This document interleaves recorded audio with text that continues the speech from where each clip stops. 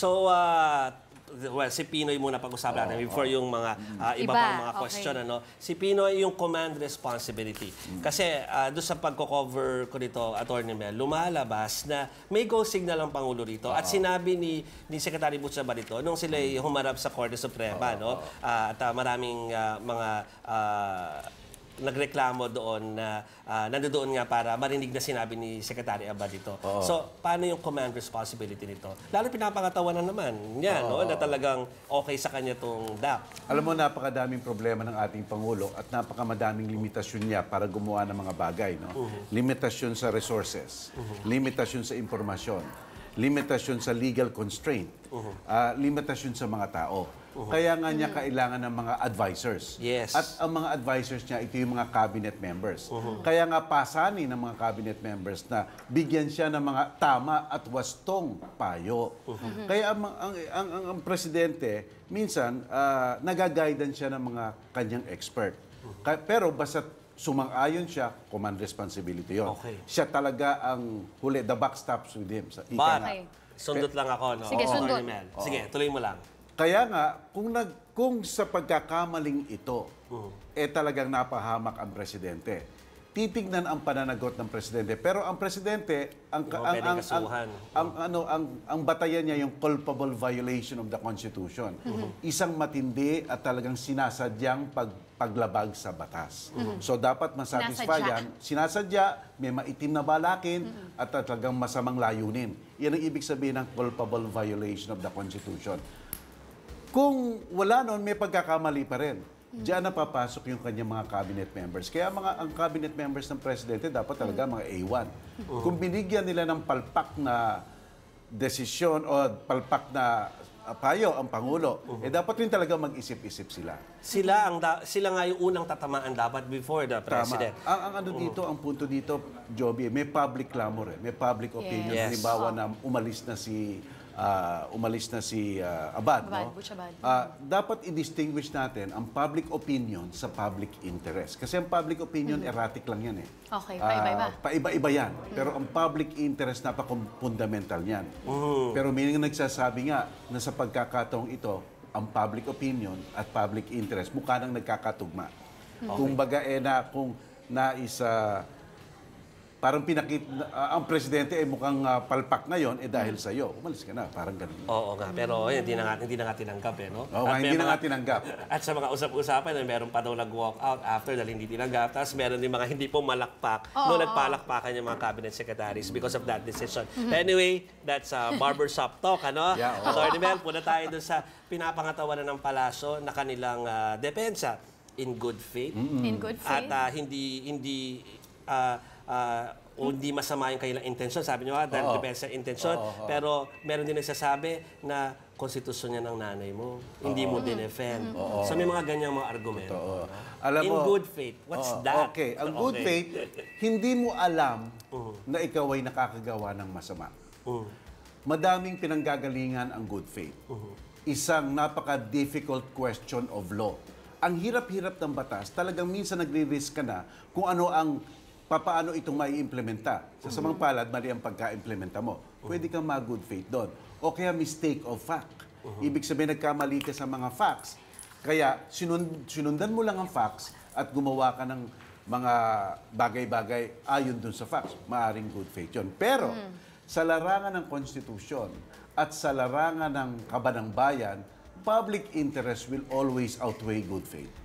Ibig sabihin, gaano pa kasing ka-good faith mo? Basta nakasalang na public interest at ang pera ng bayan ay public interest yan, maaring good faith ka nga.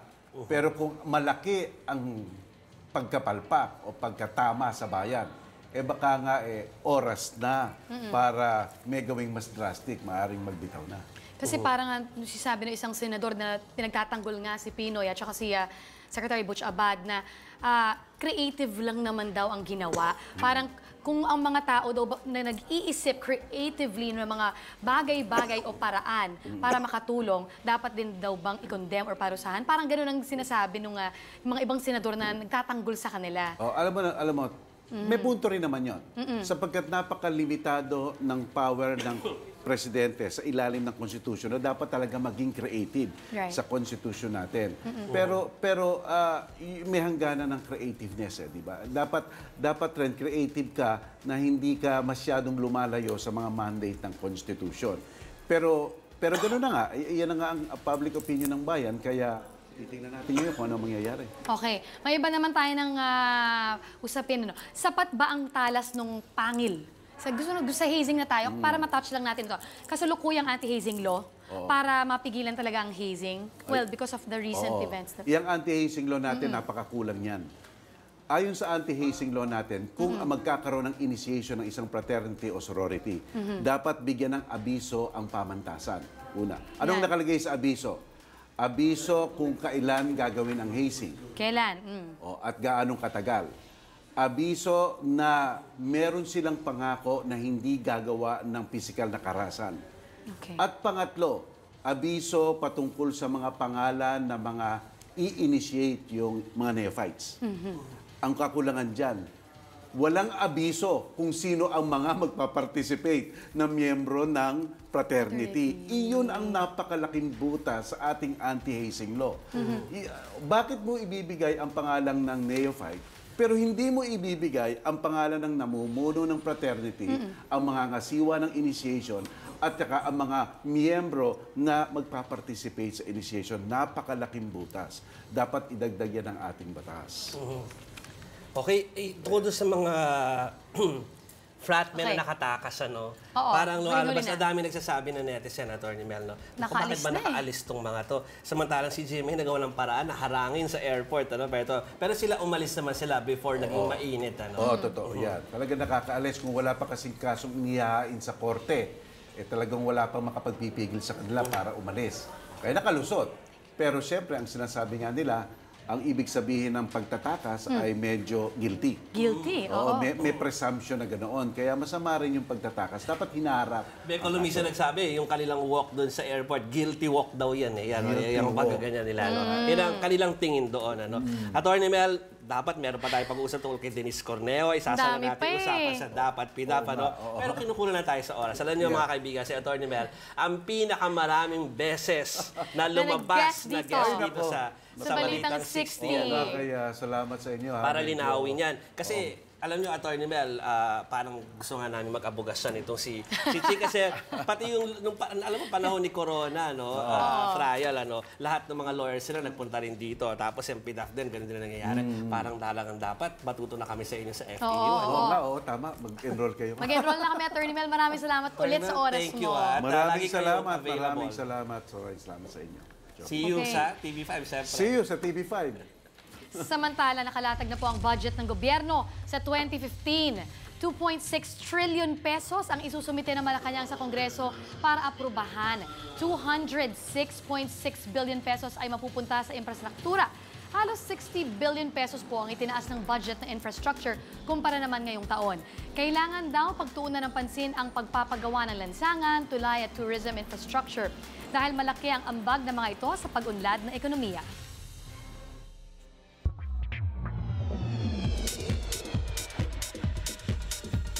Alam niyo po bang wala pang venue ang Miss Universe 2015 pero bali-balitang dito ito sa Pilipinas gagawin, ha? Gusto niyo yan? Naglabasan sa ilang pahayagan at online articles ang na-target po ng Miss Universe organization na venue po ang Pilipinas. Kapag nagyari, ikatlong beses nang nag-host ng Pilipinas ng Miss Universe. Sa ngayon, wala pang venue at date ang Miss Universe 2014 kung saan sasabak ang pambato ng Pinas na si Mary Jean Lastimosa. Okay, hindi pa po tapos ang party fever ng FHM 2014. Marami pang may hangover, Yes, bumida na naman kasi sa social media ang huli ka balbon moment ng mga lalaking nanood sa pagrampa ng mga nagseseksihang Eva. May mga guys na talaga namang halos malunod sa ganda ng mga sexy girls. Caught on cam din ang lalaking parang gustong i-take home ang kanyang nakita sa runway. Meron naman audience na talagang dama mo sa facial expression sa swerte ng kanyang pwesto. Siyempre, meron ding minalas ng pwesto dahil puro tela raw daw ang nakita. Captured din ang gulat moment ng lalaking ito. Lumaki po ang mata ng guy dahil nakita ang kanyang girlfriend sa runway. Pero ito po ang the best. Umariban na naman si pambansang bayaw na si June Sabayton. Naku, huling-huli kung saan nakatingin ang kanyang mga mata. Bayaw, saan ka nga ba nakatingin? Why like that, June? Maraming sumakitang leeg dyan. Oo. Isa rin nakatingala o nakababa. Ang gaganda, sexy talaga nila, no? Anyway, susunod po sa Balitang 60. Kilalang jihad preacher na nahuli sa Cebu, nasa Maynila na.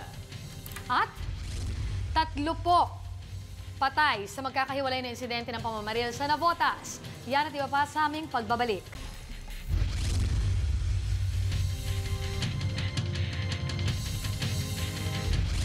Kaya nagbabalik tayo, Joey, dito sa Balitang 60. Totoo yan, ano? Chi, tulad na naging babala ng Meralco, tinamaan ng rotating brownout ang ilang bahagi ng Metro Manila kaninang umaga nga nagsimula. Ikaw ba, nag-brownout sa inyo? Hindi pa? Sa building ko kasi parang meron nakaabang no? So, swerte. Pero alam ko doon sa ilang mga kamag-anak ko na apektuhan na sila kaninang umaga. Oo. Nabulaga rin yung ilang residente, Jovi, sa mga apektadong lugar na hindi po na malayang matutuloy na mawala ng kuryente. At para nga sa update, may live report si Patricia Mangune.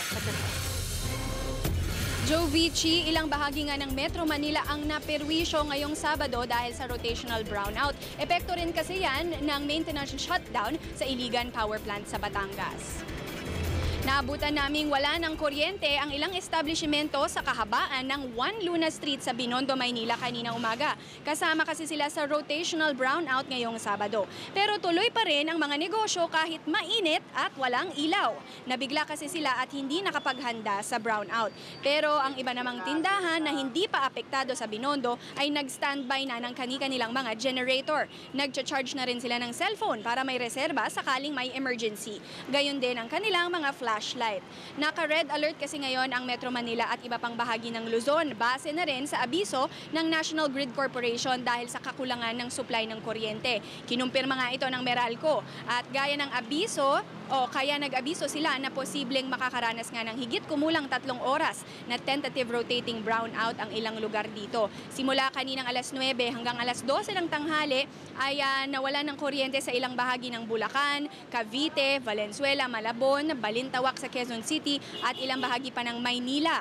Simula naman kaninang alas 10 hanggang alauna ng hapon ay maaari nga maapektuhan pa ang ibang bahagi ng Mandaluyong, San Juan at Quezon City. Nagpapaypay na lang po para maibsan tong init, lalo na wala pang kuryente. Well, for dito sa business namin, meron kaming nakaprepare na generator for just in case na mag-brown out, meron kaming supply ng Jovici, kuryente. pati ang mga taga-Longos sa Malolos, Bulacan ay nakaranas din ng brownout. Kaya naman ang mga bata doon, pawisan at todo paypay ang mga residente. Dahil bukod sa brownout, mainit din naman kasi ang panahon ngayon. Nagulat din ang iba nang mag-brownout sa Bacoor, Cavite. At batay nga sa abiso ng Meralco ay posibleng ngayong tanghali o pasado na nga ng tanghali ay maibabalik na ang kuryente sa iba pang mga bahagi nga na naapektuhan ng brownout na ito. At kung pagbabasihan din, ang power situation outlook ng NGCP na inilabas nila sa kanilang Twitter ay maaari nang sumapat ang supply ng kuryente simula bukas. Jovici. Maraming salamat, Patricia Mangune. Ibinasura po ang ikalawang reklamong rape na isinampa ni Denise Cornejo laban sa aktor na si Bong Navarro. Ayon sa Taguig Prosecutor's Office, hindi nagtutugma ang mga pahayag ni Cornejo tungkol sa umano'y panggagahasa sa kanya. Ibinasura rin ng DOJ ang unang reklamo ni Cornejo noong Abril. Ayon sa abogado ni Navarro, patunay ito na walang basihan ang paratang laban sa aktor. Kinundi na naman ng bagong abogado ni Cornejo na si Attorney Salvador Panelo ang desisyon. Matagal na raw iniatras ni Cornejo ang reklamo kaya nakapagtatakang dinismiss ito. Sa July 18 naman didinggin ang petisyon ni Cedric Lee at Zimmeraz para sa kasong serious illegal detention na isinampa ni Navarro. Be sure to come back. News 5 everywhere. Copyright 2014.